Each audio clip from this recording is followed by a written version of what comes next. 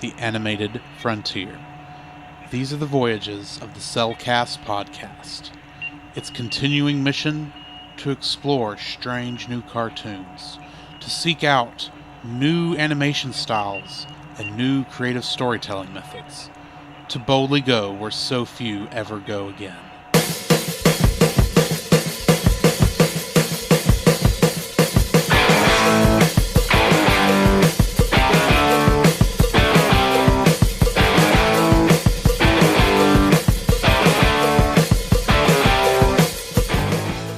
Welcome to another episode of the Cellcast.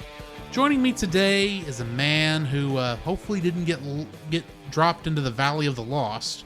Welcome, Jacob. Thank you, I think.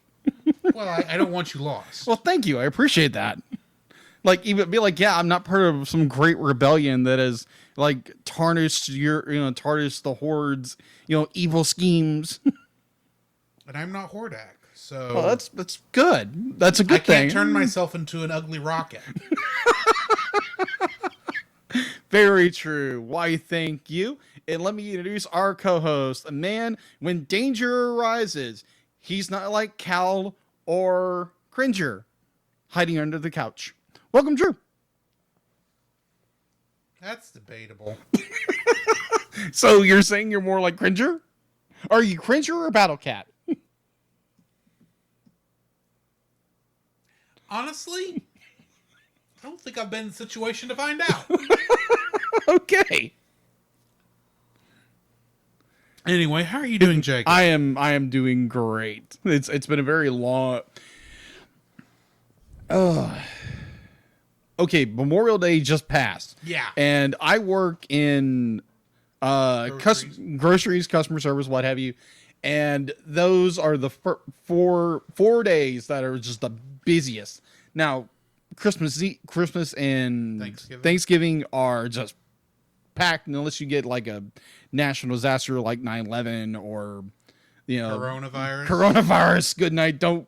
That was 2 months of just straight, just like, oh my gosh, I can't think straight. But yeah, it's one of those months where you're just one of those 4 days where it's just like you can't think straight because you just can't stop.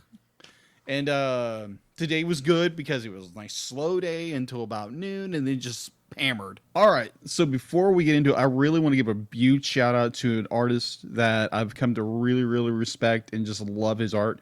His name is Jason Flowers. You can find him on Facebook and Instagram, as far as I understand.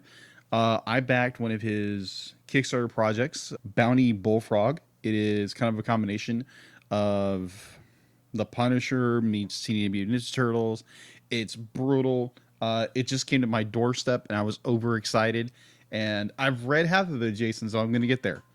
So, if you are interested in purchasing this issue 1 of this independent comic and give independent comic artists the very needed support, you can order yourself a copy at jasonflowersart.bigcartel.com/product/Bounty Bullfrog 1 pre-order. So if you want to go and support him, he's really good. He's big in the Turtles. Right now he is doing his month of Turtles, and so if you're wanting more turtle work, go check him out. Yeah, it's been a really good day. How about you? Well, I had a good weekend over the weekend. Got some rest in, except for about 5 minutes on Sunday morning, where I exercised my lungs. Oh yeah, that's right. Because I sang the special Sunday morning. Yeah, it was really good. Oh, bravo, it was really good. That's the thing. I can never tell from my end if it was good or not. Yeah. I know everyone says it's good, but it's hard to tell sometimes when you're trying to judge your own work. Yeah, completely. I agree. Artistically, oh yeah. But we did that. Bleh. And then pretty much that's it. It was a rather slow day at work, so there's that. Okay. So, what have you been watching? What have I been watching? So, I was trying to find the movie True Lies with Arnold Schwarzenegger and Jamie Lee Curtis. And I just couldn't find it anywhere. Like, no one had it. And so it looks like I'm gonna download it from somewhere and watch it. But I went to a local game exchange looking for the movie. They didn't have it, and even one of the guys who runs it says we normally have like 10 copies of this movie. They didn't have it. So we got to talk about movies, and he mentioned Commando, a movie he did, I think like a year and a half after Schwarzenegger did Terminator. Mm-hmm. And I'd watched it a few times when I was younger. I sold it. I watched it another time, and I just like, this is the most dullest movie in the planet. And so after a couple of years and a little more maturity, I watched it, and I was like, this is not a bad film. It really isn't. And another movie I watched, which people have been ragging on me for years, you have to watch the movie. You have to watch it. Now, granted, I am not a comedy fan. Now, I'm not a slapstick, stupid comedy fan. So you have to watch Mel Brooks' Spaceballs. And I kind of resisted it for years. Dirty deeds where the Spaceballs. Of course. Watch out. Where the Spaceballs. Sorry, go ahead. Either way, so I purchased it a couple of months ago from like just a big bundle of movies, and so my boss Patrick had just be like, have you seen Spaceball yet? So I was like, no, I'm gonna watch this. I'm like, oh, you gotta watch it. So I popped it in the night before, and I laughed my ever living butt off. I thoroughly enjoyed this movie. Highly recommend it. I know it's been out since the 80s. Probably everybody and their mother and their dog and their cat have watched it already. Probably multiple times. But this is my first time watching it. I enjoyed it tremendously. I think when it comes to comedies, it's either A, you hit the comedy right, and it's not just stupid comedy for stupid comedy's sake. And you have a decent story behind it. And give me some good character development, which this movie really doesn't. But I really enjoyed it because Mel Brooks just knows how to nail comedy. And I enjoyed it. So, yeah. I watched Spaceballs for the first time, and I enjoyed it. We also watched... I'm not making the connections I need to make in my mind as to why you liked Spaceballs, but didn't like Galaxy Quest. But it could have just hit you wrong. That's what I'm going with. It hit you wrong that day. Yeah, it's just I remember watching that movie, and it's just more... I think it just took it took itself way too seriously as a comedy. What's the point? But it's got to be anyways. We can fight about this later. Yeah. Either way, and then we were over at our friend Chase's house for a Bible study, but it was only me, Drew, and Chase. Remember Chase was on our our Tron episode. Go check that out episode when you get a chance. So we watched a 15-minute short of a TV series that I had never watched before. I never watched the original because I think I'd grown out. Well, you don't like stupid comedies, so... Oh, no, but this was actually pretty good. Powerpuff Girls Z, which is the anime version of... The Powerpuff Girls. The Powerpuff Girls. And I thought it was like, wow, this is really good. Because I think it was just somehow how they drew the characters... or the design of the characters in the original just kind of threw me off. I was like, this is too weird. But the design and the aesthetic of how they did Powerpuff Girls Z was just, I was like, wow, I was impressed. Because it paid homage to the original, but it took the cultural of anime to it and just made it really good. And I loved, what was it, JoJo? Mojo Jojo. His design, I was like, oh my gosh, this is amazing. And I might have to figure out a way to actually watch the original Powerpuff Girls to get a sense and, watch both of them and see like, okay, watch something I never watched the kid, or in my case, I was already a teenager when Powerpuff Girls came out. I enjoyed it tremendously, and then we at that same time we're flipping through, and it flips on to. Okay, so just a quick reference here. Powerpuff Girls is on Hulu. Oh, okay. Cool. So, but no Z. Z never technically got a U.S. release. Even though it had an English dub. The English dub was made for, I believe, the Hong Kong market. Oh. Why they had to have it in English, I don't know. That's interesting. I could be wrong on that. Even though they got the Canadians to voice it. But anyway. Yeah. Either way. I can get you the Japanese version with subtitles if you want. No, I'm good. Okay. Yeah. Either way. So, and then we watched a movie we've already reviewed here on the podcast. I'll put it this way. I was not paying attention to what they were picking because we were talking a little bit earlier and I was looking at something on Facebook and Chase picked something. Neither one of us were paying attention to what he picked. No. He just picked something, hit play, and walked into the kitchen. Oh, yes. I knew what was coming. He didn't. I wasn't paying attention. So it's like, oh, Studio Trigger. This will be fun. I remember this lion logo with the barbecue. What is this? And all of a sudden, it goes to like the first little bit. I go, oh, I know what these triangles are. So yes, we watched Promare. There again, if you haven't listened to our episode on Promare, go listen to it. At least watch the movie. And then yes, go love this. Even if you've already seen the movie, go watch the movie again. Yeah, it's so good. It's so trippy. It's so just like, what the heck's going on? But it's so good. It's so good. So yeah, I think we're gonna do a guys' night out. And we're gonna go watch Promare in theater. In a theater, because none of us saw it in the theater when it was released. And apparently, it's showing again in September. So yeah. So it's gonna happen. So I think that comes to an end of what I have been watching. So what have you been watching, Drew? Well, right before you got over here, I was watching an anime movie that we'll be reviewing later this year. My Neighbors the Yamadas. Now, it is a movie in that it is a 2-hour feature-length film. Mm-hmm.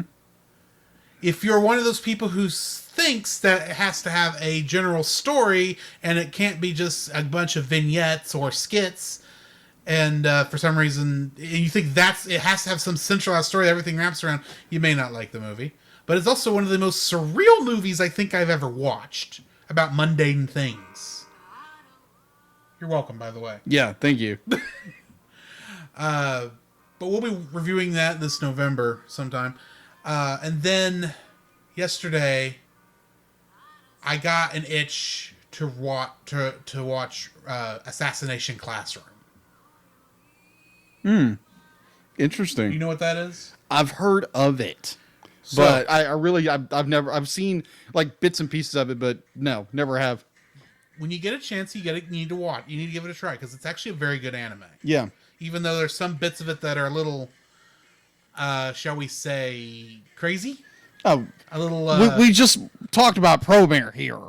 Oh, this is a little more grounded than Promare. Okay, just saying.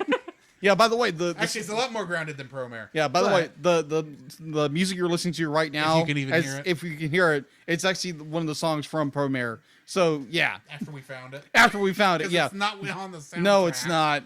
But anyway. Yeah, anyways, so I watched like 6 episodes of that. And yeah. Like, really quickly. It's like, oh man, I remember why I loved the show. Why did I not watch season 2 already?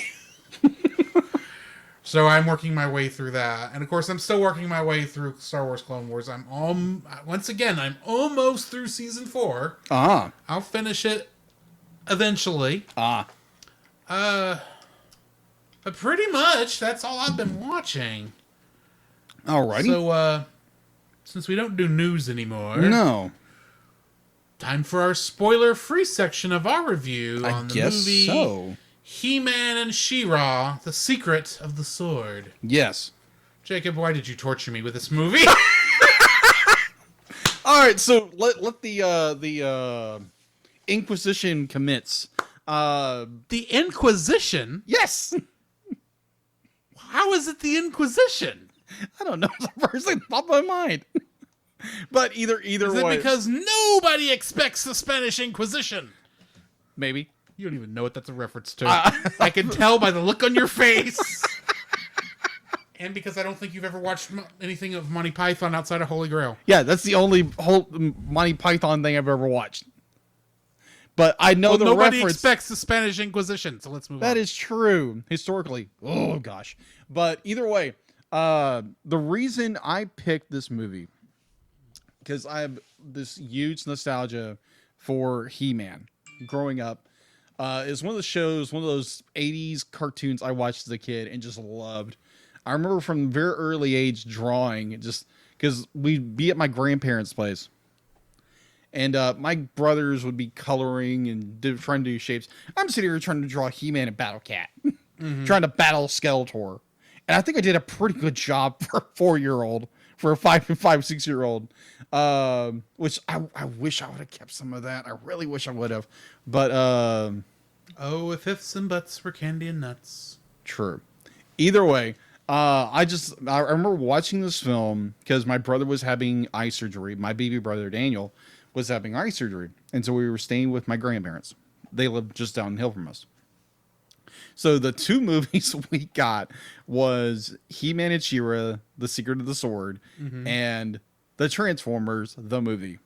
Can I just say what I think is the better of these two movies right quick? Yep. Transformers. Yeah, I would agree with you on that. I agree with you. We've already reviewed Transformers the movie, so yes. go check that episode out. Yeah, so we watched that. I remember really enjoying the movie. I thought it was kind of weird, but there again, I was very young at the time, and I just remember really enjoying it. So I found a version on YouTube. I pirated it. I know, but you live and learn. You repent. The YouTube version's is not pirating anymore because they put it up there themselves. Right, but I'm talking about early on. Yeah, I repented and return to my ways. So, and then eventually I learned it's like, oh, they have a digital download of this legally, and I was like, oh, okay, I'll watch that. This is not the movie I remember. And this is a lot longer movie than I remembered.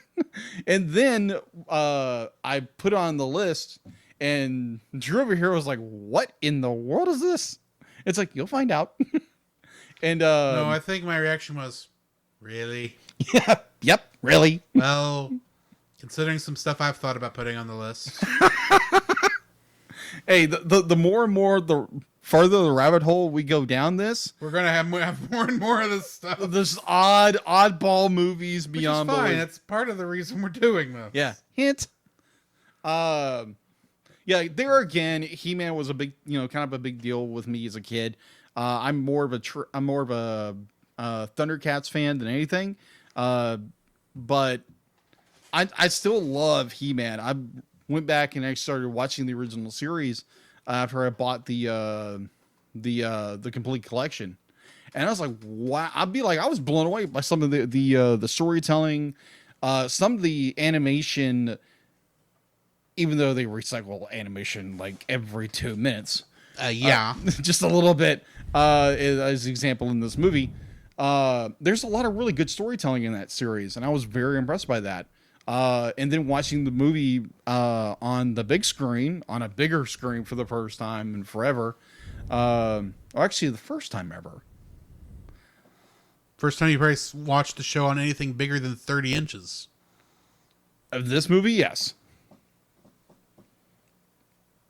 Right. And I was thinking, be like, okay, Drew is not dropping some Frozen reference here. What was Frozen reference? For the first time forever? For the first time in forever, I can go the distance. That's Hercules. No. Anyway. Nerd points dropped. Just kidding. It's Frozen. I'll be forgiven. But his heart won't. Just kidding with you, buddy. I don't even follow you at this point. Welcome to my dyslexic mind. ADD mind, whichever. Either way. So yeah, I have a huge nostalgia for this film. I know it is severely flawed as a film. it's 5 episodes of the first 5 episodes of She-Ra, Princess of Power. And that just blew my mind when I learned that. I was like, oh, okay, that totally makes sense. That explains everything. I actually watched the first 5 episodes from She-Ra, and there's quite a few different animation scenes they redid for this film. And I was like, okay, that's interesting. But yeah, this movie's got some problems. Oh my gosh, problems. That's putting it mildly. Yes. So, yes, that is my spoilerific. What about you, Drew? Well, this was, of course, my first viewing of this era of either He-Man or She-Ra. Mm-hmm. Much less this movie.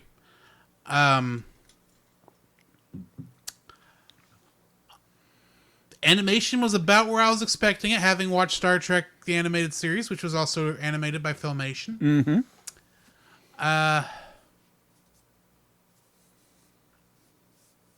Yeah, it's a movie. Yeah. No, it's not.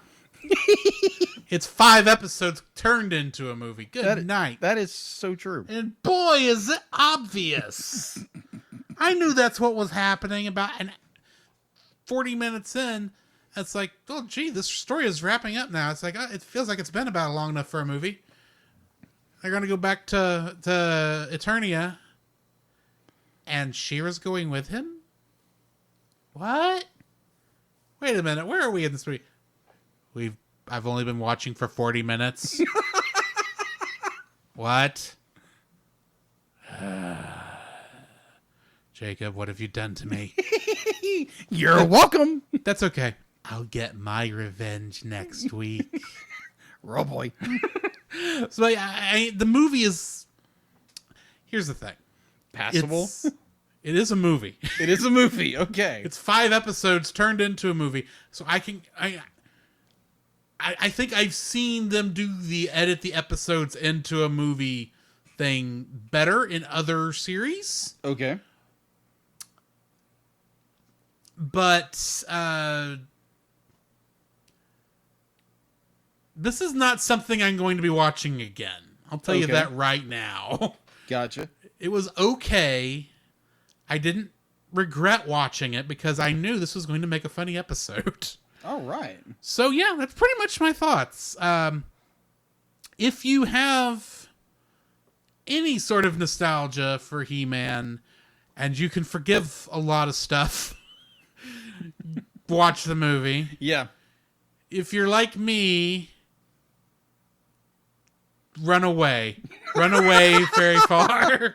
Now, Grant, if you don't have nostalgia for the original series, you're going to be like, what the heck is going on here? No, I knew what was going on. I was following, and that's the scary part.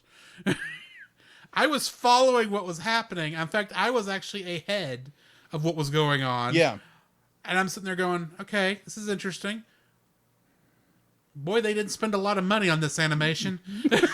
That is so true. Anyway, we'll get to more of that in the spoiler section, which if you got nothing else, I'll go ahead and drop the warning. All right, so join us on the other side of the bumpers and we'll get to spoiling this thing. Ray, we're wrong. Okay. This podcast is a part of Christian Geek Central Network. And wrong. Hey, Scoop, what are you doing, man? I don't know. I'm supposed to be reading an ad. All right, hold on. Give me it. Okay. All right. This podcast is part of the Christian Geek Central Network at ChristianGeekCentral.com. There you can find a collection of blogs and podcasts working together to bring you some of the best content on the web for Christian geeks, such as the Retro Rewind podcast.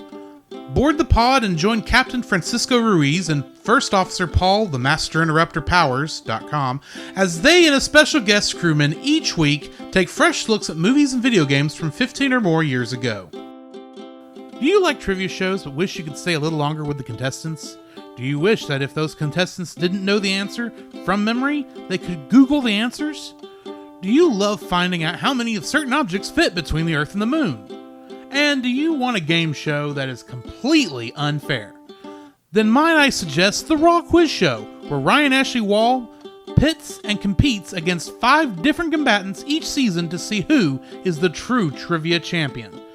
And you can find it over at Pop Americana, which the podcast you're listening to is also a part of. Go to the link in the description to find out more.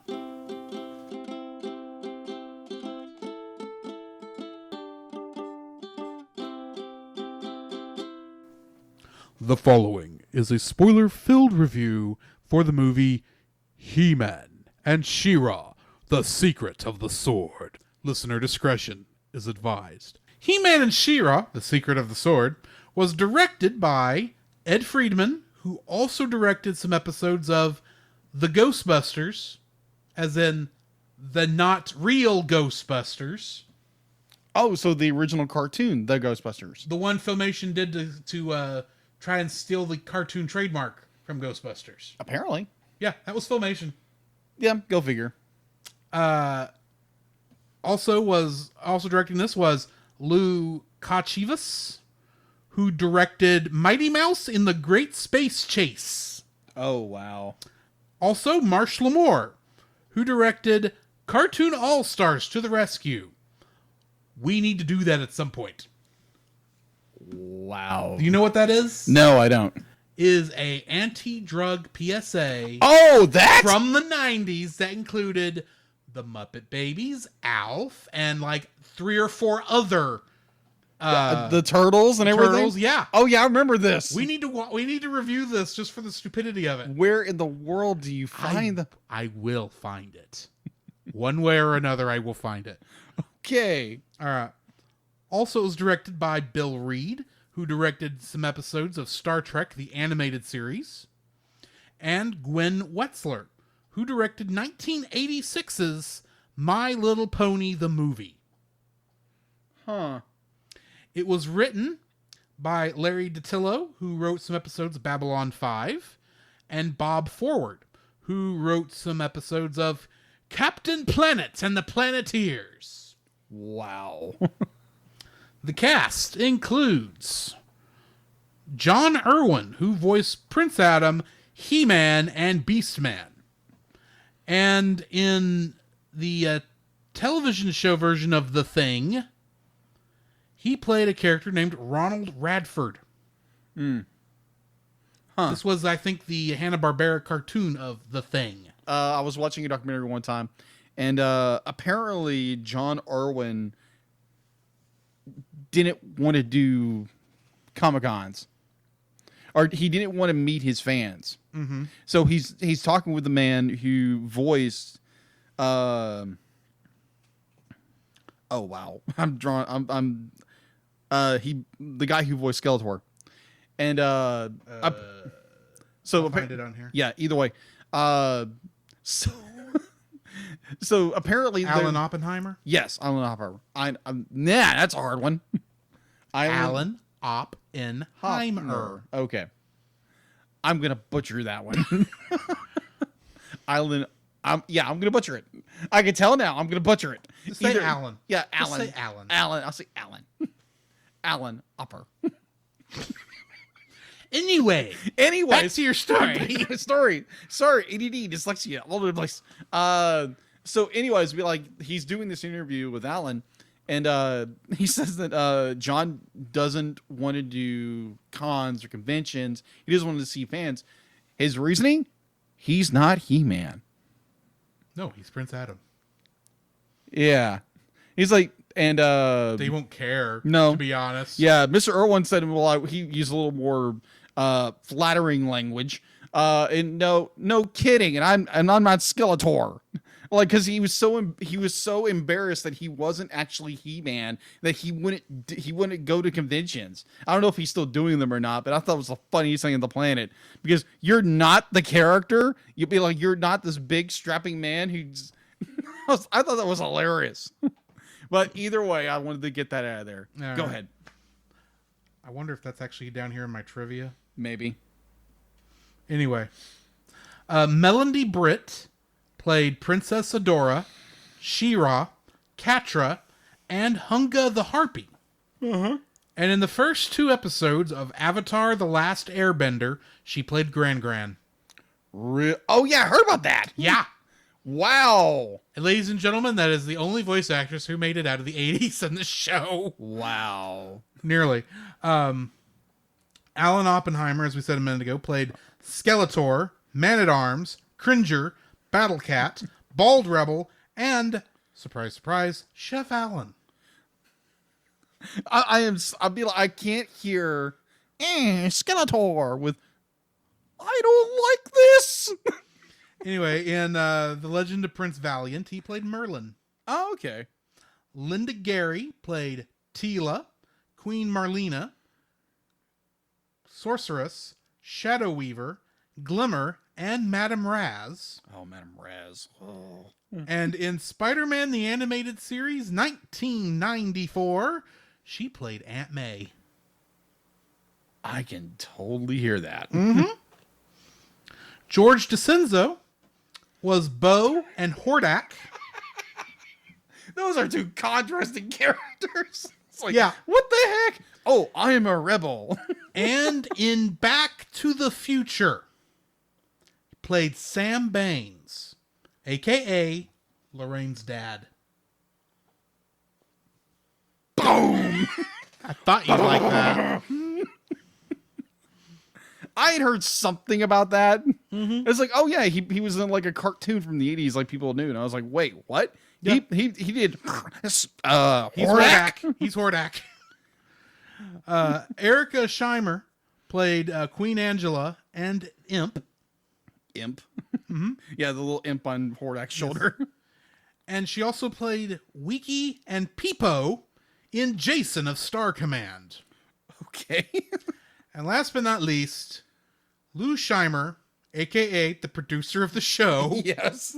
Voice. Embrace yourself, people. He voiced King Randor, Swiftwind, Cowl, Mantina, Horde Trooper, Cobra Khan, Trapjaw, Triclops, Broom, Sprag, Sprocker, Garv the Innkeeper, Bard, Messenger, Horde Computer. And in The New Adventures of Gilligan, yes, I do mean the Gilligan of Gilligan's Island. What? Huh? What? He played Snubby the Monkey. It feels like I got a bad taste in my mouth. What? Yeah. There was a cartoon version of Gilligan's Island called The New Adventures of Gilligan. Okay. And apparently in that show, there was a character named Snubby the Monkey. Oh my gosh, I'm looking this up. You know it's got to be pitiful. I know, but oh my gosh, that just sounds so bad. I'm not saying you're wrong. I'm not saying that. It's just like Yeah. I've got to. Well, while you're looking up, I'll go over the Kingdom Hearts connections. There are none. Despite the fact that I named every character in this movie, because it was only voiced by 7 whole people. That is insane. Mm-hmm. Oh my! Wow. Okay. It had 2 seasons in 1974. Oh my gosh, that is crazy. And you can watch it on iTunes. Of course you can.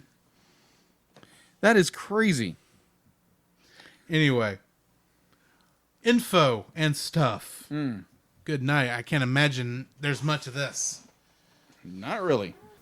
All right. So, for info and stuff. All right. So, you can watch it officially on YouTube, on the He-Man official site, our official He-Man YouTube. The entire film uncut. The YouTube channel. YouTube channel. Thank you. It has an IMDb that is kind of shocking.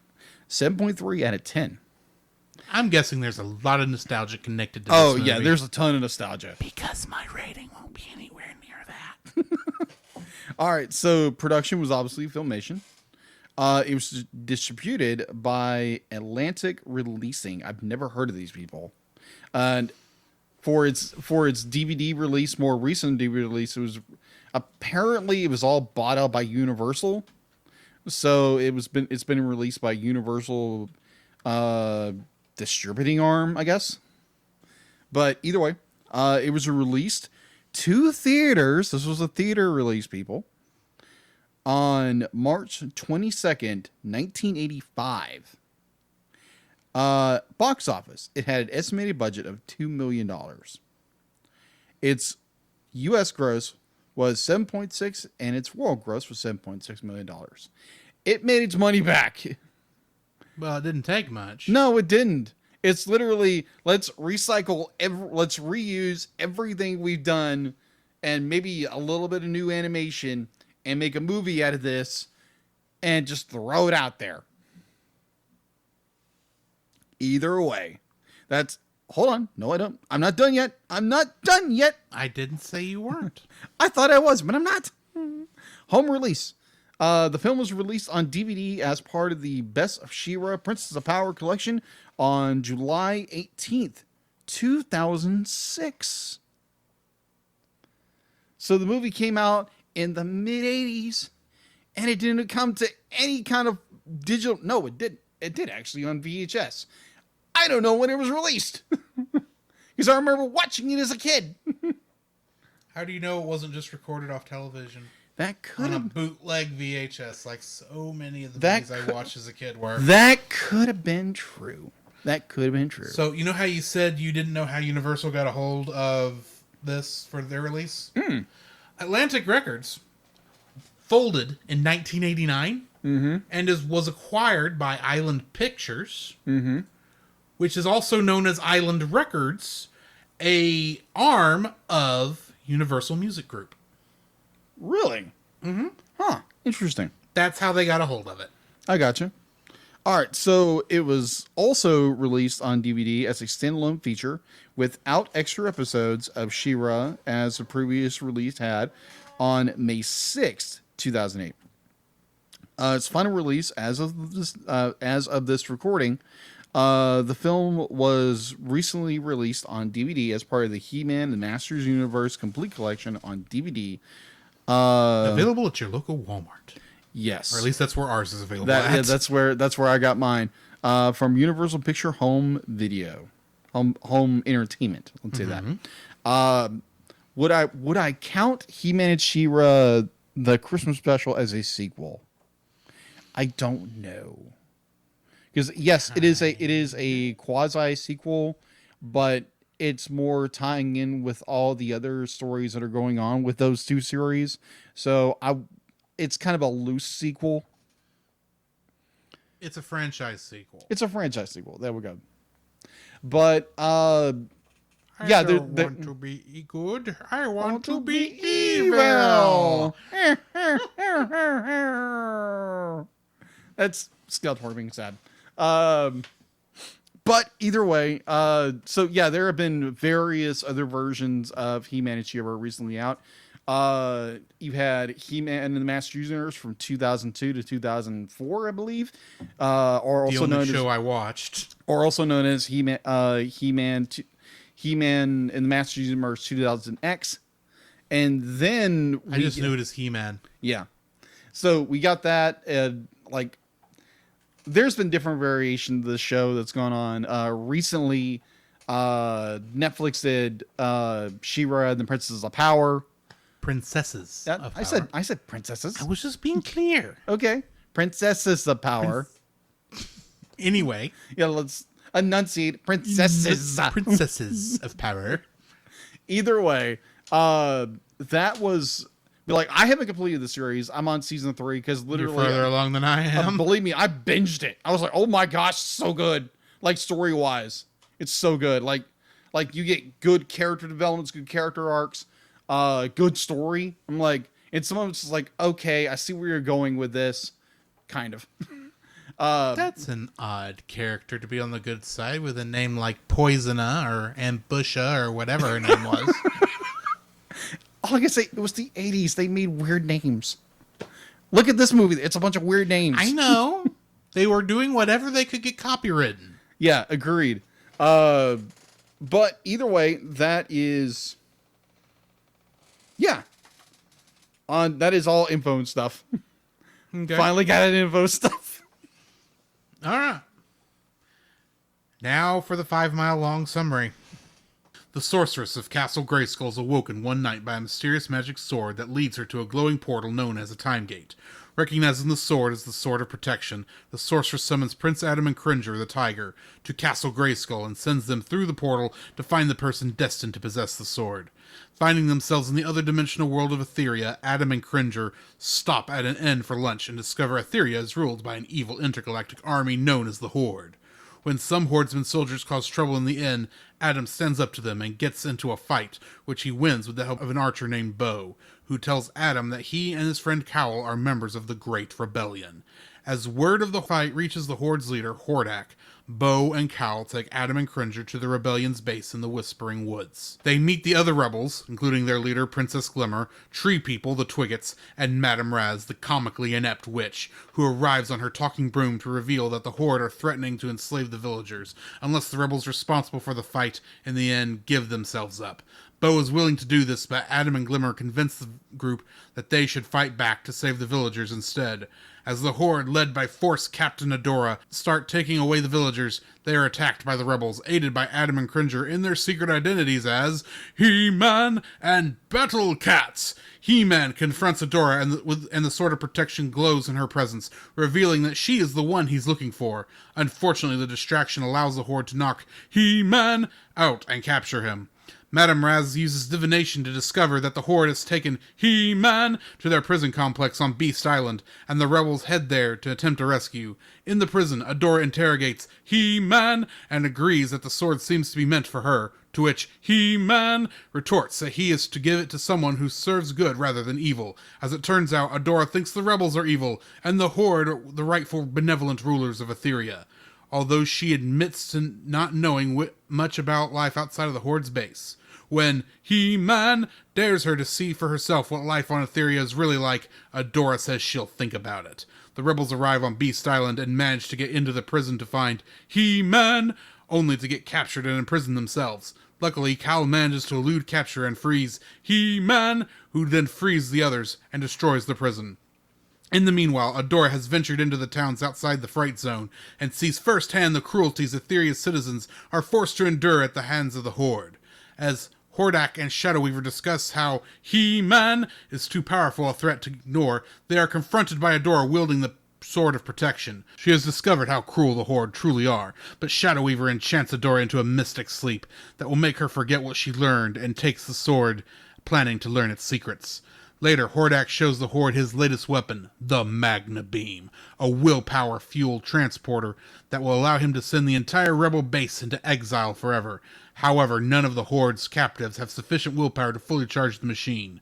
He-Man sneaks into the Horde base looking for Adora, but Adora once again thinks he's the villain and arrests him. Hordak then has He-Man put in the Magna Beam to charge it overnight.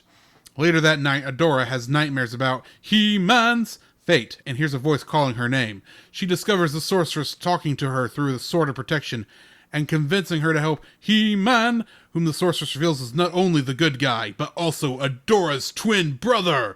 Dun dun dun!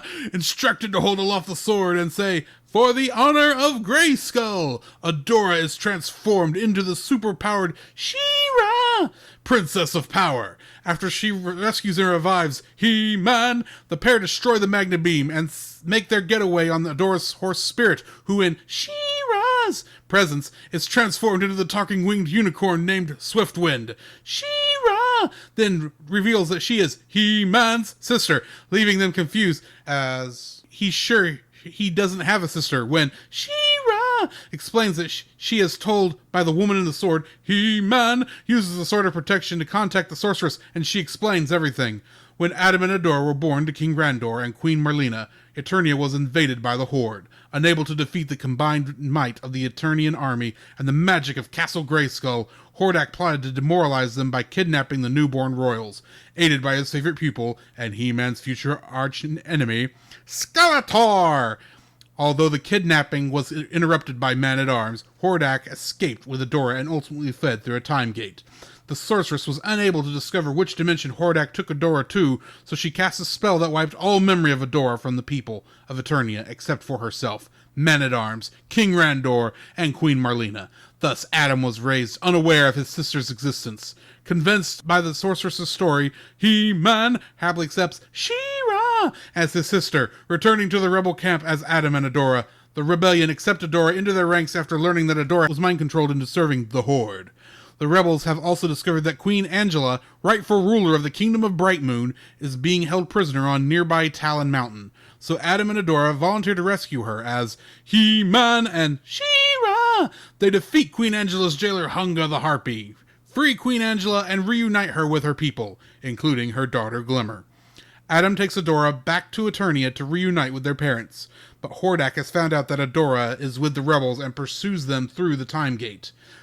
Finding himself back on Eternia, Hordak goes to his old base on Snake Mountain and discovers that Skeletor is now the principal villain of Eternia. Skeletor is not pleased to see his old mentor. Upon learning that Hordak is after Adora, Skeletor agrees to help him to be rid of him, magically disguised as cooks, and with Hordak inside a giant cake, Skeletor and his henchmen manage to infiltrate the royal palace and kidnap Adora. As men-at-arms, Teela and He-Man reassure the distraught king and queen that they will save Adora, Skeletor betrays Hordak and forces him back to Etheria, planning to ransom Adora for himself. However, Adora manages to outwit her captors and, reclaiming her sword, deals with the villains as She-Ra before running into the rescue party as He-Man introduces She-Ra to the others and helps her to convince them that Adora is safe. Skeletor is left bemoaning, "A female He-Man? This is the worst day of my life." Adora returns to Etheria to aid the rebellion, a decision accepted by her family, and the sorceress sends Adora and Spirit back to Etheria, telling them that they can use the Sword of Protection to summon aid from Eternia should they ever need it. Adam and Cringer tag along, offering to help Adora get the rebellion off to a big start. As He-Man and She-Ra, the twins help the rebels liberate Bright Moon, learning more about She-Ra's powers in the process, including using empathy to communicate with the wild animals of the Whispering Wood, and healing Swiftwind when he shot by the Horde. He-Man and Battle Cat then return to Eternia, while She-Ra and Swiftwind resolve to stay until all of Etheria is free. Oh my gosh. That was too funny. I should have done that all the way through. Oh my gosh. I may re-record that whole thing, but with me doing the He-Man and She-Ra part every time. Yes. Props for that. That was amazing. Trivia. This movie was made out of the first 5 episodes of She-Ra, Princess of Power, 1985. Its purpose was to introduce She-Ra's character for the new show that would accompany He-Man as a sister show. The TV episodes were created first and then edited into the feature film. This meant that the music score had to be restructured and a couple of scenes were tweaked. The first He-Man feature film released on the big screen. Canon Films released a live-action feature film, Masters of the Universe, in 1987, starring Dolph Lundgren as He-Man and Frank Langella as Skeletor. A new He-Man and the Masters of the Universe movie has been in development, since the year 2000. Very true. When Hordak shoots Madame Raz's flying ship out of the sky, the display on his control panel flashes the words, "Die! Die!" In the scene where the sorceress tells He-Man and She-Ra about how Hordak and Skeletor were about to capture both of them after they were born, Skeletor was originally supposed to be wearing a Horde uniform. That would have made more sense. That made sense. Yeah, that would have been. Like the He-Man television series before it, this film was based on a popular line of toys. She-Ra and her rebel friends were all released as part of the She-Ra line. Most of the Horde characters, on the other hand, Hordak, Leech, Mantenna, and Grizzlor, were all part of the Masters of the Universe line. Yep. Catra was the only Horde member who was released as part of the She-Ra line, as she was originally intended to be She-Ra's arch-enemy before Hordak was eventually given that role. Which is why I think she's the main enemy in Princesses of Power. I think so. They eventually get around to Hordak. Oh, yeah. Catra's animation model was designed by Dale Hendrickson, based on prototypes for the Mattel action figure in the Princess of Power line, and various concepts from the Filmation character design department. Okay. Jacob. Yes. Your first like, if you please. My first like. All right, so mine would be I'm gonna go for the low hanging fruit here. It's definitely got nostalgia feels for me. There again, like I said in the opening, this was the show that I adored when I was a kid. Not Adora, but adored. Like there's just something about when I watch this movie, it brings me back to being a very small child. And it brings back all kinds of wonderful, fuzzy, getting up at 7 a.m. to get your Pop-Tart, extra sugary cereal, exactly, with milk and orange juice, and go stir crazy for half an hour. Yeah, you sit in front of the television for like 3 hours and just watch all these amazing cartoons come out like in the 80s and 90s. And there again, it's the nostalgia feel, and it's warm and fuzzy, and it just makes you feel really, really good. I mean, like you ask any kid, what was the shows that you watched as a kid, and instantly it's gonna suck you back into it and makes you remember it. Mm-hmm. And it's like the song that the first time you heard a song, and it's just like it brings you back to that moment. And for that, it's just like, yeah, it's the nostalgia of it. Now, granted, as a kid, I didn't get any of this. I was like, oh, okay. Oh, He-Man's got a sister. She was kidnapped. I'll get to that in my dislikes in some fashion or form. But, we're sorry, He-Man. Your princess is in another castle. That is true. And like, yeah, to kind of a hint what my dislikes, something about the sorceress. Let's just say that. Either way, so my nostalgia feelings are so infused with this series. I think it's bigger. What's more infused with Thundercats and Transformers and Turtles. It's it's all that. If you have something that is connected with that, some kind of linking tissue, it's gonna be. And I'm there. So, yeah, it's the nostalgia for me. What's your number one? I love, in a strangely ironic way, and kind of also not an ironic way, the cheesy pop theme to this movie. Oh my gosh. It is so stupid. Agreed. It's so dumb, and agreed. Yet it's kind of catchy. Agreed. For the honor of love, for the power of love. It's the 80s. What do you expect? This is stupid. This is horrible. This is fun. Yes. Agreed. It's one of the bright spots, because I mean, when it first started playing, when I put the disc in, I thought, oh no, this is what kind of film this is. And I was more looking at the fact like, there's a still image of Skeletor. There's a still image of He-Man. And, oh, look, Cal, for some reason, is the only one animated. Why? And not that I knew it was Cal. At the time, I was like, oh, look, a rainbow-colored koala. That makes sense. And he's the only one animated. What? He's part owl, remember? I don't care. He's a koala bird. The thing can be part bat. He's still rainbow colored.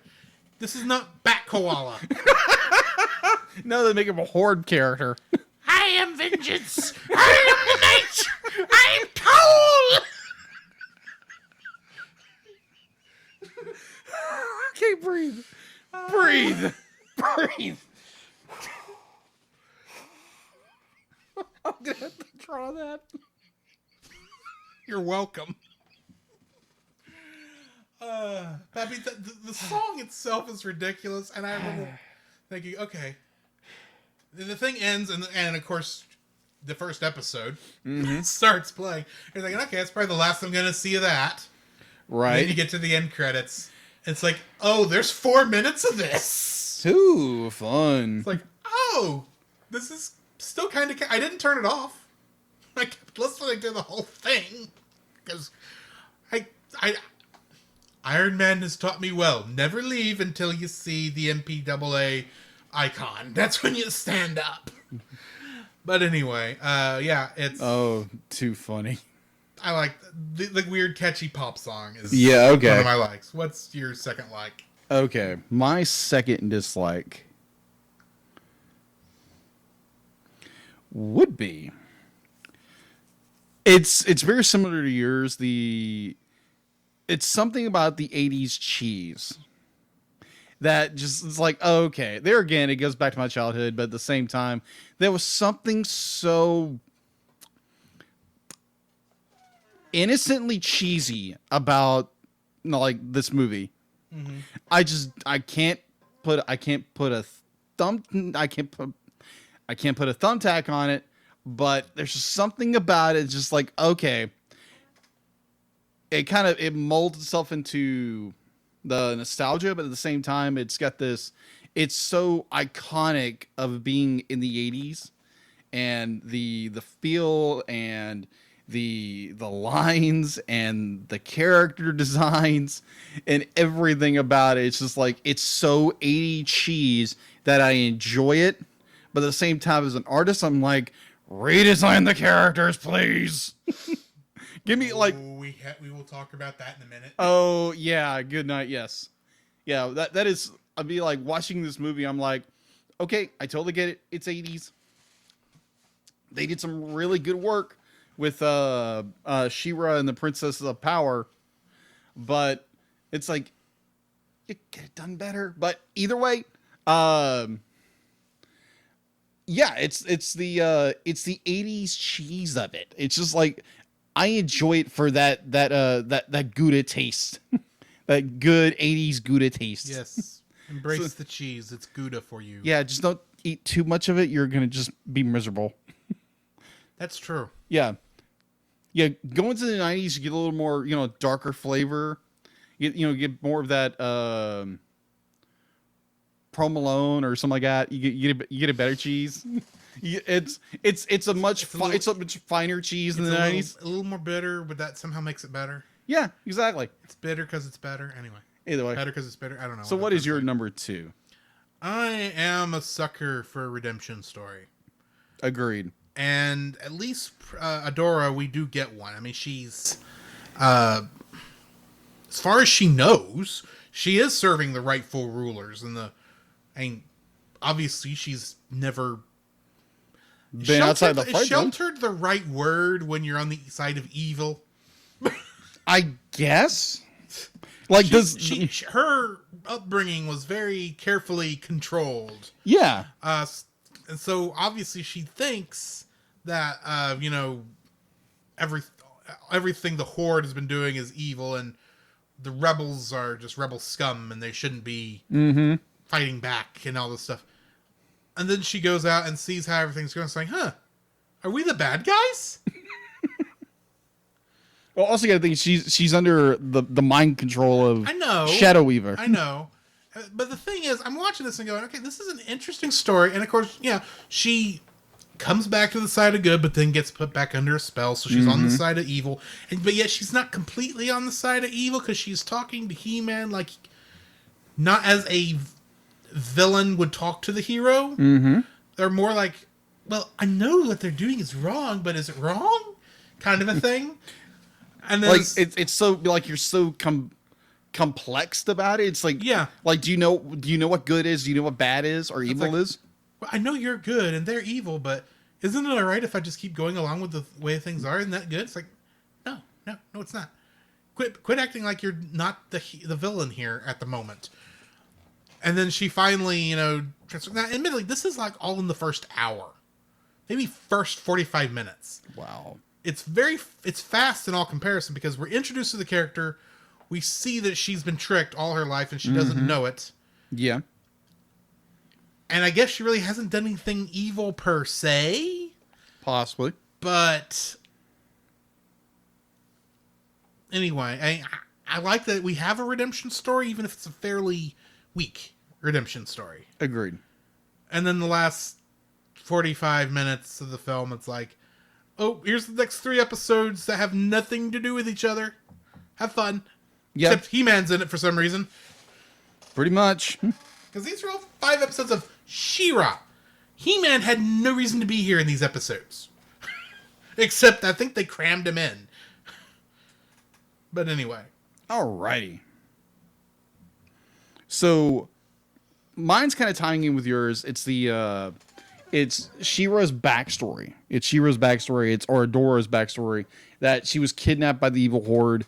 The fact that she has no memory of this. The fact that the sorceress basically blanked everybody's memory of Adora. Like, even Prince Adam had no idea he had a sister. And like her redemption arc of becoming the hero or the heroine. And like, it's good storytelling in that idea that she finally comes to the realization that the people who have raised her have tricked her, have manipulated, have tricked her, have used her to do evil on innocent people, and she comes to the side of good, even though I think it's a bit cheesy. Mm-hmm. It's very cheesy because it's the 80s. But I think it's a really good story arc. It's a really good story. It's a really good background of... It's like, oh my gosh, you get a character who's been manipulated, that she has been twisted and contorted into, like something like maybe she's not. There's a good DC comic of this story. They redid it back in I want to say the early 2000s. It was He-Man and Masters of the Universe, where they reintroduce Adora, but she's actually a Force captain. Like, they invade Eternia, and she's not be like, oh, I'm so confused. It's like, no, she's wearing Hordak-like armor and is killing people left and right. She is a Force captain who is lethal. I'm like, oh my gosh, where was this character?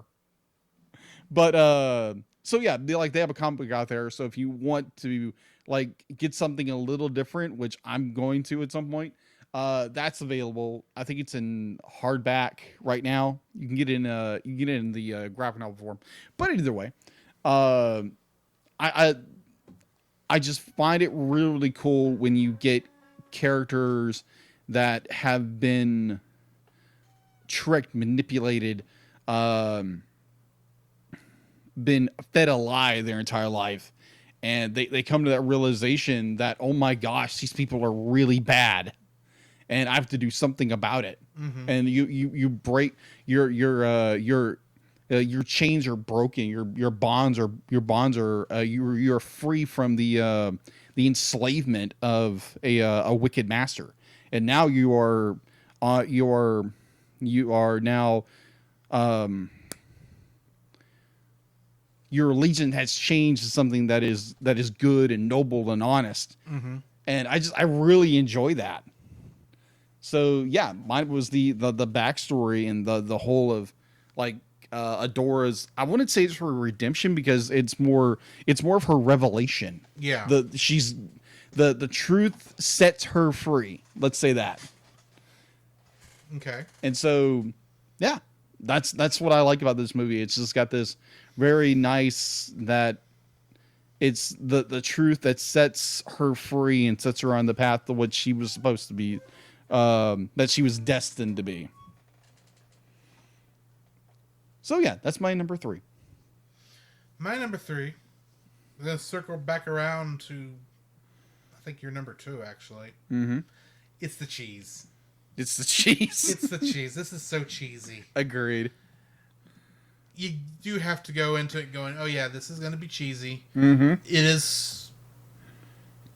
You just have to go with it. I mean, if you try to look at too much, go, yeah, there's something. This is wrong here. This is wrong here. This doesn't work here. You're just going to be disappointed in the thing. I'm not going to say you're going to love the film by any stretch of the imagination, but it's like it's just cheesy. Yeah, you got to go with it, and completely agree. Realize this was made for 5-year-olds in 1985. Agreed. Got to kind of go into it with that sort of mindset, and just enjoy it for the awesome stupidity that it is. Yes, agreed. Which brings us to our dislikes.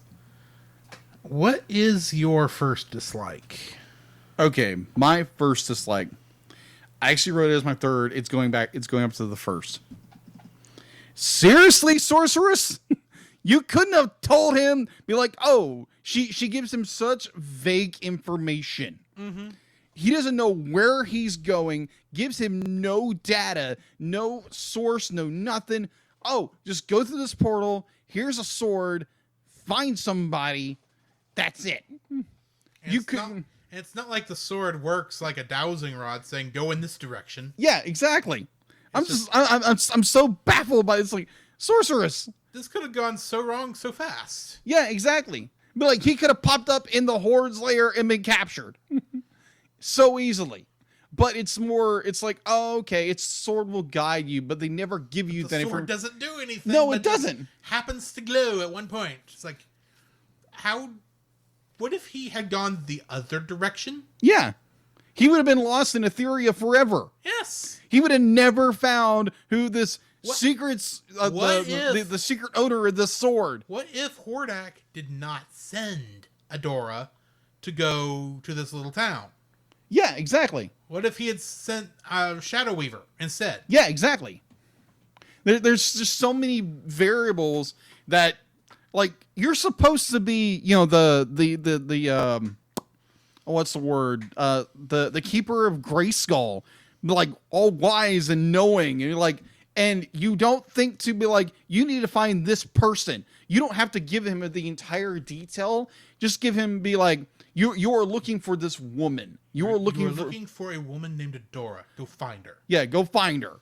Be like, this is the person. All you have to do. Not be like, I can't be like, don't ask any questions. Really? It's like, okay, just go back to your bird form. Go sit on a perch. That's much use you're being here. Yes, but remember how Adam responded. Oh, well, I guess if you think there's someone up through this portal that deserves this sword, I better go find him. Ha ha ha ha. Yeah. Come, Cringer. Oh, I don't like the looks of this. It's like Cringer's the only smart one in this group, isn't he? Exactly. It's like Adam is so naive. It's like, oh yeah, sure, I'll go do this. It's like, Adam, use your head. And he just happens to go into a spot. He runs into one thing, he goes to a bar and ruins the town because he was stupid enough to act in that instance, and he pretty much doomed the entire town to slavery. Yeah, pretty much. And they had... It's like, oops, yes, that was us. That is what gets... Force Captain Adora to show up. And the rebels to actually do something. Yeah. Oh my gosh. As far as I can tell, all the rebels were doing up to this point is camping. Yeah, exactly. That's not all they were doing. Like, what was the madam is coming. Run away! She's evil! As far as I'm concerned. Just a bit like then there's another one. The fact that like Glimmer says at one point, like, oh, we're gonna go save Thamor. Be like, well, I think it was the best time to do anything. Like, wait a minute. Like, you just said, like, you've been camping, hanging out for how long? And you're saying you were the Great Rebellion? This is the first thing you're doing? Seriously? This isn't much of a great rebellion. This is more of a ho-hum rebellion. It's like, oh, we're going to get our start by doing this, and we fail miserably. Mm-hmm. You're not much of a great rebellion. Like, Luke and his compatriots did a much better job than you did. Yeah. Well, that's not saying much. That is true. Anyway. He had the Force, and Adam had a sword. A magic sword. He had mysterious powers, just like Luke did. Yeah. Anyway. Yeah. My first dislike. And I'm going to tell you this right now. All three of my dislikes could actually be summed up by this one dislike I'm about to say first. Okay. It's 5 episodes of a cheap 80s television show edited into one movie, and nearly every dislike I have for the film can be attributed to this fact. Because here's the thing. When I look at something like this, I have to compare it to stuff like it. Okay. And when I think 80s cartoon movie that was introducing a ton of new cast while having the old cast there, even though they killed the whole cast to make room for the new cast, but Transformers did it better. For one thing, they actually put some money into their animation. True. I mean, it's one thing to repeat animation like over and over and over again. Mm-hmm. But when you can actually tell what's about to happen because you've seen the camera movement 10 times by this point. It's like, true. oh look, He-Man's about to punch the screen, but it's actually going to be the Triclops or one of these other goobers. Oh no. I'm sure glad this isn't in 3D. Oh my! I would think I was about to get punched. Oh my! And then you have the stock footage of the transformation scenes. Now here's the thing. I don't know how many seasons of He-Man were made prior to this movie. But it looks like all of them, plus it had spent some years in the mud. Because his transformation scene, it did not age well in the transfer. No. At all. And sadly, neither did She-Ra's. And She-Ra's should have nearly been brand new at the time the film was made. So the transfer should be in better shape to the finished film. Yeah. Should be. Yes. It's not. It looks like the prints are very, very dirty. And it's the same dirt every time, so it is obviously the cut, the original cut that would have been edited in, that was probably copied 30 or 40 times. And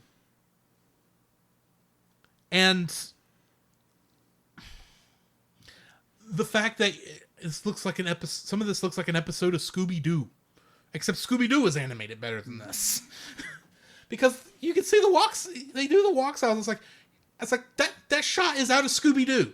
Where are you? That is what that shot is from. I can spot it. That could be, Man-at-Arms could be Shaggy right now, and it wouldn't make a lick of difference. You're not wrong.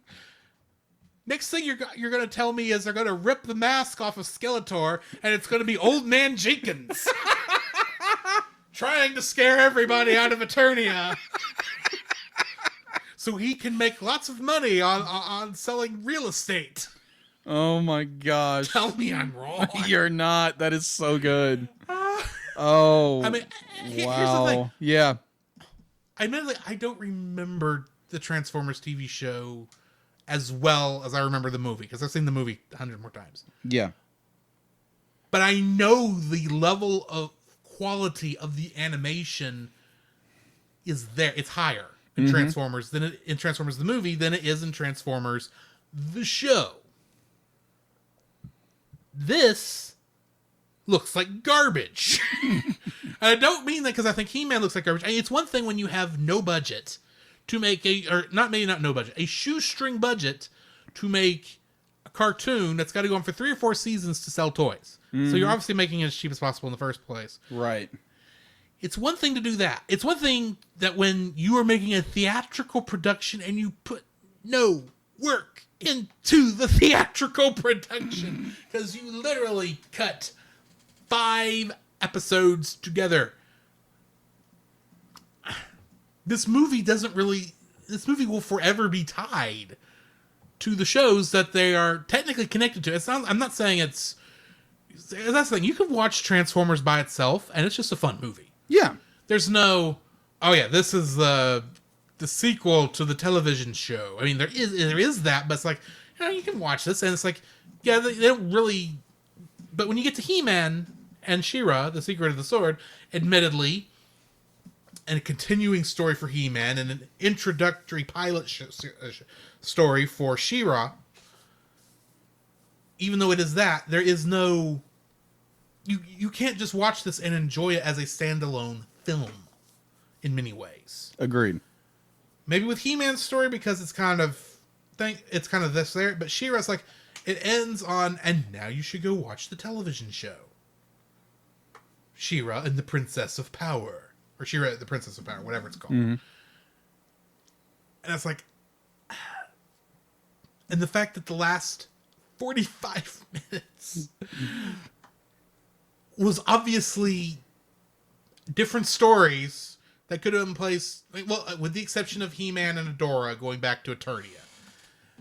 With the exception of that part, it could have been, most of those could have been just played throughout everywhere, but now, we're going to shoehorn He-Man into the story for this episode because it's part of the movie.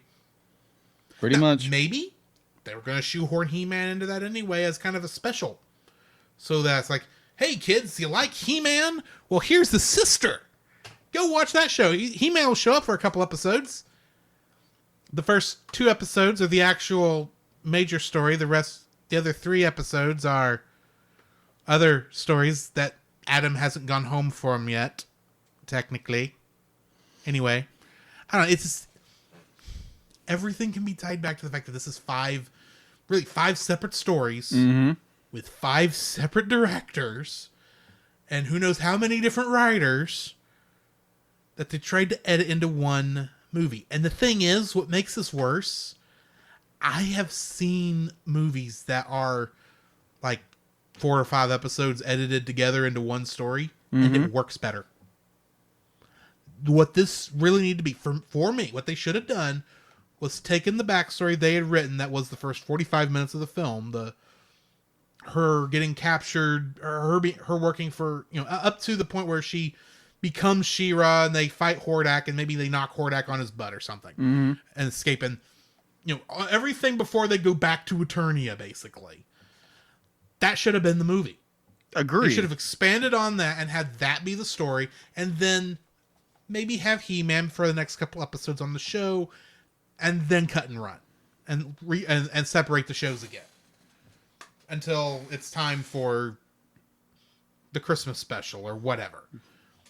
That's just really how I feel it should have been done. So yeah, that is, to some degree, I have touched on the other, at least my second dislike, but I'll touch more on that here in a minute. So what is your second dislike? Mine very much touches on what you just talked about.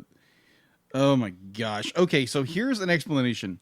So again, going back to this documentary I saw, it's like the Secrets of Grayskull or something like that. And they go and they talk about the origin of He-Man, how it started from its origin to, I think, when they were releasing Masters of the Universe Origins or something like that. Not Origins, but Classics. All the way to that toy line. So they were saying that this big, bad, dark secret that everybody knows, that Disney rotoscopes. And so, yeah, you can definitely tell in Snow White and Seven Dwarfs they did rotoscope. In some sense, yeah. It works. It works. I agree. It's a technique, people. It's not the end of the world. Exactly. If it's done correctly, it's fine. Yeah, exactly. So but I'm guessing He-Man doesn't rotoscope? Oh, they rotoscope everything in this film. Yeah, they better, because otherwise it's like, boy, y'all didn't do enough work with this. Yeah. It's like watching the original series, it's like everything that's not a still shot has been rotoscoped. Everything. Like, oh my gosh. At least when Disney rotoscopes, they actually have decent acting underneath. Yeah, agreed. This, on the other hand... No, it's just... I don't know what they rotoscoped over, but I don't think it was footage filmed for the movie. I have no idea, but either way, it'd be like you have the overuse of rotoscoping. I know Disney doesn't use rotoscoping as much. They do use a little bit of rotoscoping. That is a very common fact, but not Funimation rotoscoping. Filmation. You know what I mean. Filmation. I'm going for clarity, because yes. Funimation's another company. Agreed. And then, like Drew said, the reuse of shot after shot after shot after... Oh my gosh. Okay, look, I watch anime. Yeah. I have watched cruddy anime from the 90s and 2000s. I understand why you use stock footage when it's the same shot, and it does save you money. But good night, people. Space this out a little better. At least you don't have to show them transforming every 15 minutes. It's like, hey, here's an idea. Cut to them already transformed into He-Man and She-Ra off screen. There's an idea. You don't need to kind of run in on screen and go, by the power and honor of Grayskull. Anyway, Yeah, either way, be like, and then it's the, like, again, reuse of shots. It's be like, okay, we're going to reuse the same run cycle every stinking time and just flip it. That's all it's such, I mean, like, and like, I think the part of documentary, You know what the I need? animation is not cheap. I agree with you, Yeah. but at least use your budget. You know what? Oh my gosh. You know what I want to do? I want to take the music from Scooby Doo and overlay it on top of this. Oh, that'll work. That will work so good. So well, because it With just Scooby fits Doo my voicing Cringer. But anyway. Oh no, it's the same character. Yeah, In a agreed. way. In a way, Anyway, sorry. that would be funny. That Battle Dog is when Battle Scooby Dog, has the Scooby snacks. Battle Scoob. Either way, so yeah, it's so frustrating watching the.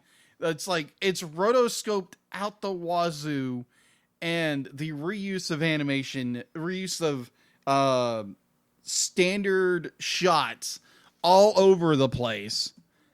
And you're saying, oh, you're better than Disney? Give me a break. You do know Filmation is a bunch of liars, right? I'm They said they were pioneering all these effects back in the 60s when they were doing the Star Trek animated series. yeah, no. Japan had been doing it for 20 years before Yeah. that point. So Disney was doing it better. yes, it's like Filmation. Shut up. Agreed. Put out your cheap shows and let's move on. Yeah, agreed. You were making bank. You didn't have to do any of that stuff. Anyway, Either way, I'm gonna jump in on this animation bandwagon too for my second dislike because it Yeah, is. go for it. Now, don't get me wrong. I understand about motifs. Like having everything within the motif of the show. The animation from the show and the animation from the movie have to be similar enough that you can believe that they are from the same thing. But here's the thing.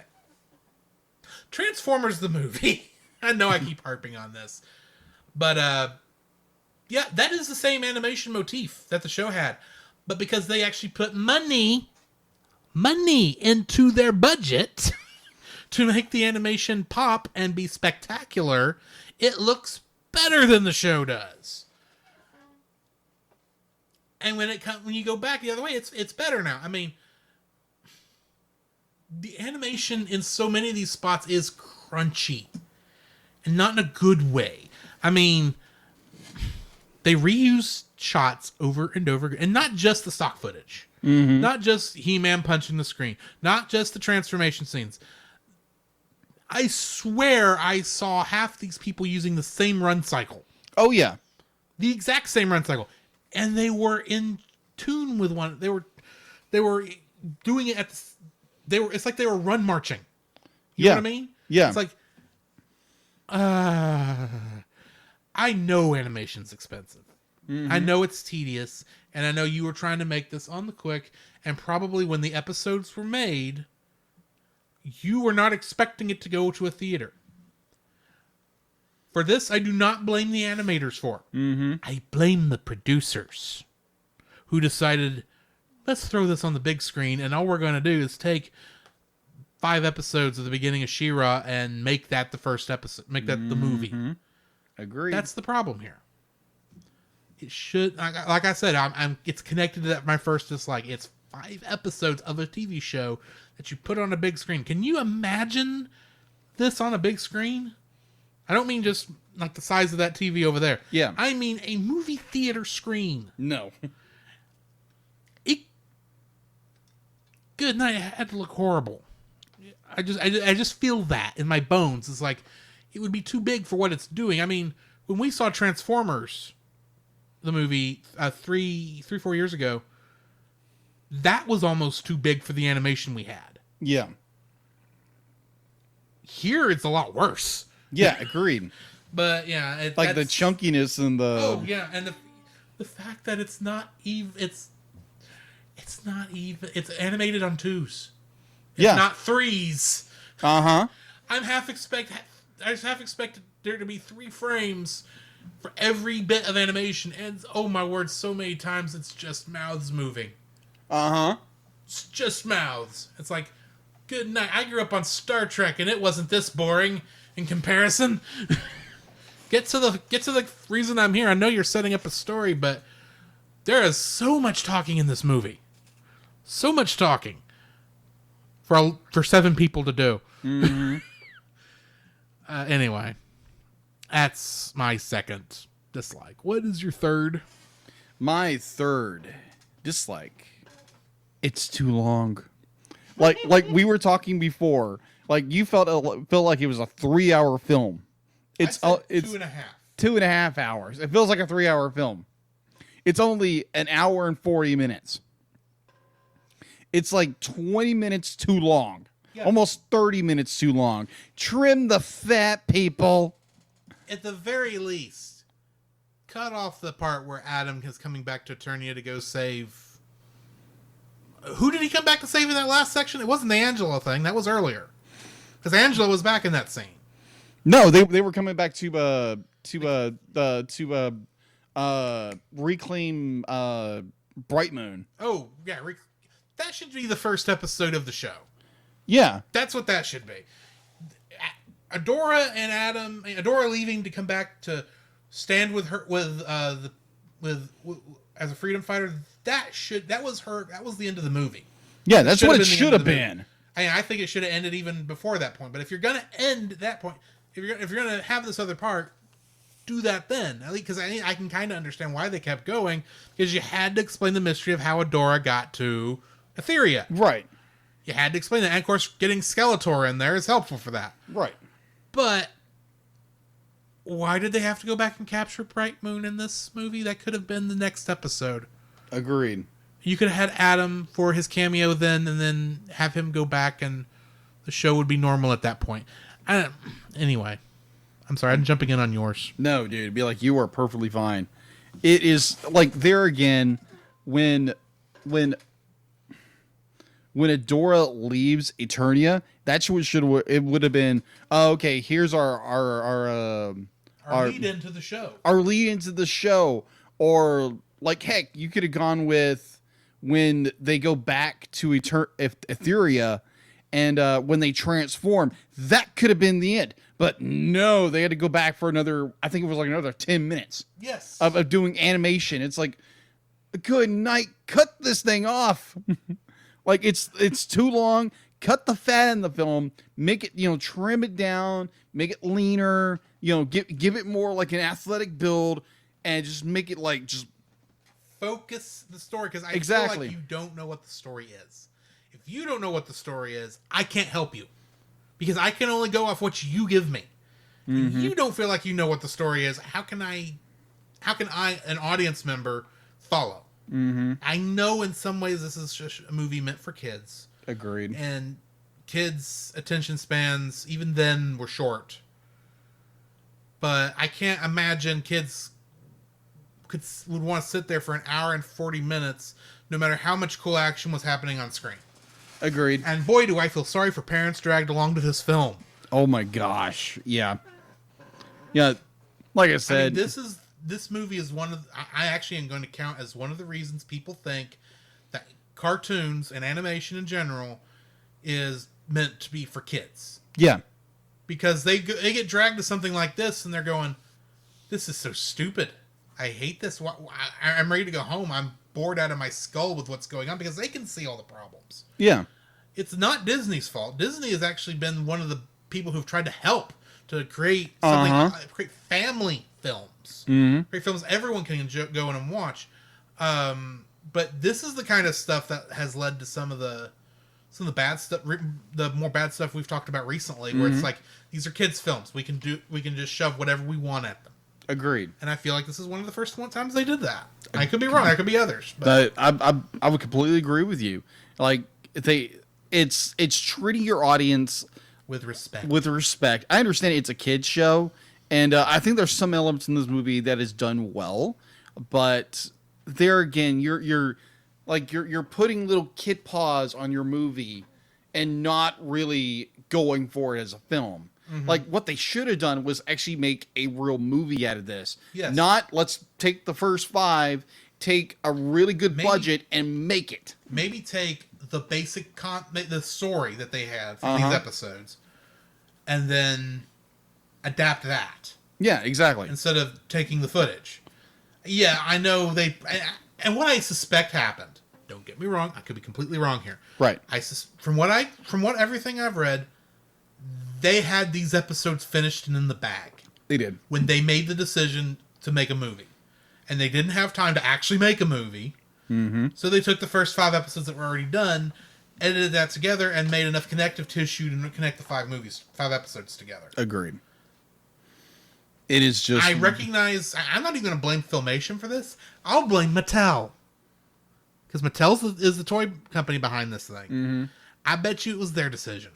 Probably. And Filmation is just the kind of people who will not fight back. They'll say, sure, we'll do it. Here's how we're going to do it. Yeah. That's my theory. I don't know how true that is. Yeah, my thought was if they were to redo this movie, and they're... They did. It's at the beginning of Princesses of Power. Yeah, but No sense. Yeah, but it has no tissue to He-Man. Let's say that. I'm aware of that. I'm being facetious. That's Yeah, I fine. know, but that irritated They do me. at least reference Castle Grayskull Yeah, they do. at the beginning of it. Yeah, agreed. Either Either maybe one. the new He-Man show will be like this in reverse. Which one? The new one. Which one? The There's Netflix two. one. Which one? The Netflix one. Which one? There are 2 of them. There is He-Man, Masters of the Universe, or correction, Masters Universe, Revelation, and The He-Man one. the new Adventures of He-Man. The New Adventures of He-Man, obviously. Oh, okay. I have no idea. That would be my... Because imagine if She-Ra had to come over and say, hey, Adam, here's a sword. Have fun. Anyway, oh my god. my third and final dislike. Yes. The character models. Now, I want to be perfectly clear. Okay. For the most part, I do not mean the character models from He-Man. I mean the character models that are created for She-Ra. Mm-hmm. But the one that stands out to me the most is Bo. Oh yeah. Because with I'm Bo, not gonna fight you on that one. That's yeah. No. Here's the thing, and I noticed this on some of the other characters. Not as much on the He-Man design characters, but on the She-Ra design characters. Mm-hmm. They look like 2-dimensional toys. They do.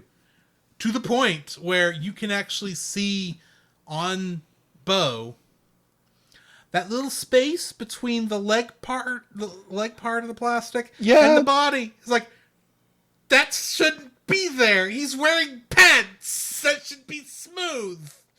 Why can't I see that? That shouldn't be there. I'm half expecting him to, if he ever got torn apart at some point, there to be rubber bands in him. I don't think that would ever happen on the show. But no, anyway. it wouldn't. It wouldn't. Oh my gosh. Oh, Bo, you look poor. And the thing is, almost everyone else I looked at, okay, Glimmer. She looked like she was wearing a pink helmet the entire time. And that's her hair. Do you know how long it took me to realize that was her hair? Probably a while. A while, because it's like, oh, you're just wearing a pink head covering. No, wait, that's not what I remember from the other show. That's her hair. That's her hair. That's her hair. Why does it have nothing to denote that it's hair? I mean, granted, I can live with the plastic helmet head look that pretty much everybody else has for their hair. But they at least have details to kind of show, here's where the waves, the natural waves of hair are. She's flat. Her hair is flat all the way through. That's a piece of plastic on her head for hair. Oh my gosh. Yes. Oh. It is so bad. It is bad. And the thing is, what I don't understand is I know the He-Man characters are done so much better, and I don't know why. Maybe because they were designed 3 years ago, and they've had time to get used to animating and drawing those characters. I don't know how many years happened between original He-Man and this movie. Well, He-Man was started in 1982. So they've had 4 years. Yeah. Essentially, to work on the He-Man designs. Right. They just started with the She-Ra designs, and they don't know, and they designed them poorly. And then when Angela shows up, I'm going, oh, Angela, at least someone with a human name. Oh. Oh, the voice acting. Oh my gosh. Oh. Thank you, She-Ra. It's like, what the heck? Where did this voice come from? But the character design I hate the most. And I don't even remember the character's name. You'll have to help me. Okay. The guy with the bug eyes that can stun people with his eyes. Hold on. I know I said his name earlier. I just can't remember what it is. Yes, you did. Hold on. What is his name? Hold on. He's only in that one scene. Yeah, he's in the show. But I mean, in the movie, he's only in that one scene, and I'm looking at going, what are you? I mean, Triclops is bad enough. Well, Triclops is Triclops. Yes. I can kind of work with that, because, I mean, ironically, it does actually look like those eyes are painted on Triclops. But that thing pops out, and the eyes are sticking out. It's like, ugh. Yeah. Boy, you copied the toy too much on this. And you keep zooming in on the eyes while he talks. Why? Oh my gosh. I can remember his line. Yeah. And he like his. I guess if I'm going to say to narrow everything I just said into what the actual third dislike is, the character designs for the She-Ra characters are too accurate. Yeah. To toys. So that's my number 3. Oh my gosh. Yeah, you got me stumped trying to figure out this character's name, but sorry. But either way, I'll find it in a minute.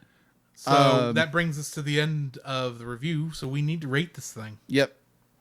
You go first. Jacob, you want me to go first? You go first. You really want me to go first? Fire away. Giving it a 3. Oh! This is pitiful. This is not a shot over the deck. This is in the main can. Here's the thing. I do want to reiterate. I have no nostalgia for this. Absolutely none.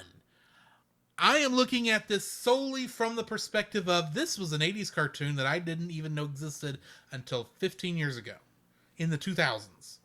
I know nothing about it other than Skeletor is a thing. And they made a bad live action movie. That's all I know about this. Yeah, and there was a show I did technically watch in the early 2000s. Mm-hmm. I know this is going to be bad.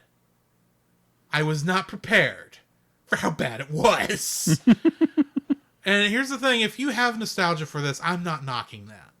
I can't knock that. I have no right to knock that because I love Power Rangers. But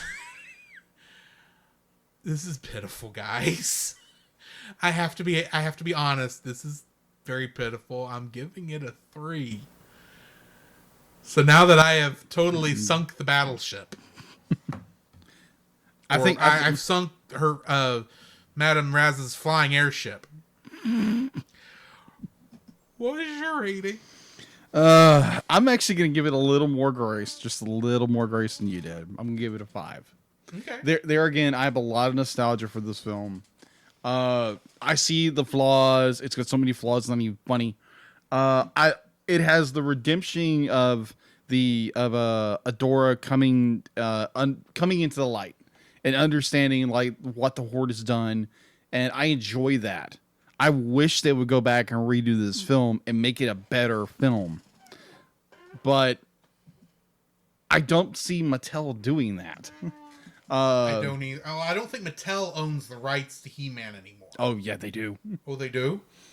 No. I'm sorry. I am totally. DreamWorks bought all of them. No, I'm sorry. Because these shows are made by DreamWorks. They are made by DreamWorks. I completely agree with you. No. Wow, I felt like a really bad toy collector right now. Yeah, Mattel owns had the. I don't know if they're still doing. Yeah, Mattel still owns the rights to the toys. Okay. So in that way, I'd be like, I do apologize for any toy collector who's just like, oh my gosh, what did you talking about, Hasbro? But no, it's like, yeah, this they could have done better with this film. There's so much potential they could have done. So like even in the 80s, like heck, you had Transformers the movie, which came out around the exact same time, and They could have done something so epic and so well done, but nope, they just spliced 5 episodes together and tried to make it work, and it didn't work very well. No, it didn't. But yeah, I'm still gonna give it, a grace of 5. That there's a lot of nostalgia there for me, and I really can't look past that. It's putting those goggles on. Understand. Yeah, I'm like Nantena, the character you were talking about. Nantena, okay. Nantena. It's like my eyes are bugged out. I can't see anything else.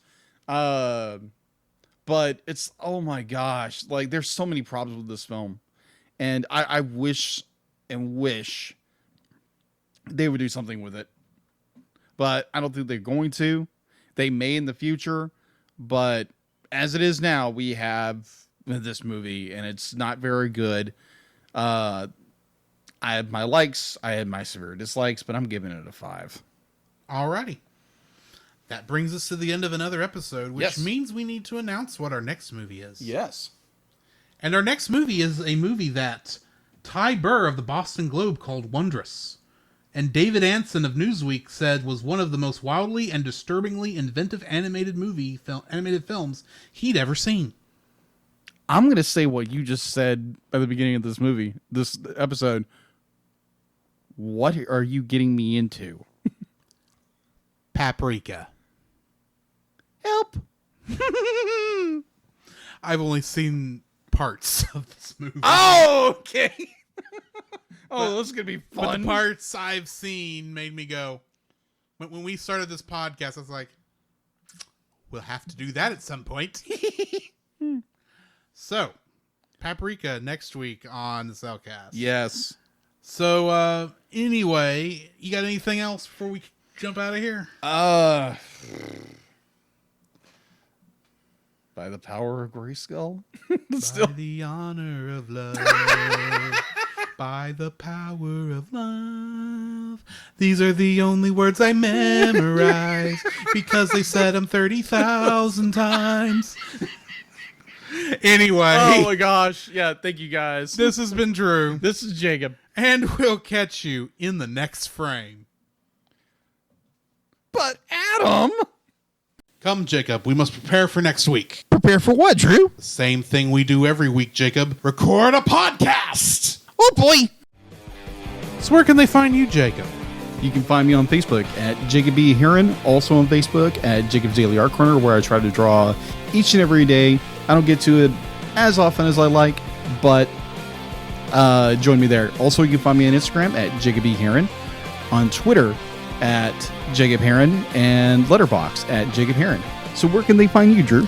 You can also follow me on Letterboxd at GGeorge759, Facebook as Drew Dodgen, my Facebook page where you can see pictures I've taken at Drew's Photo Bin. You can also follow me on Twitter at GGeorge759.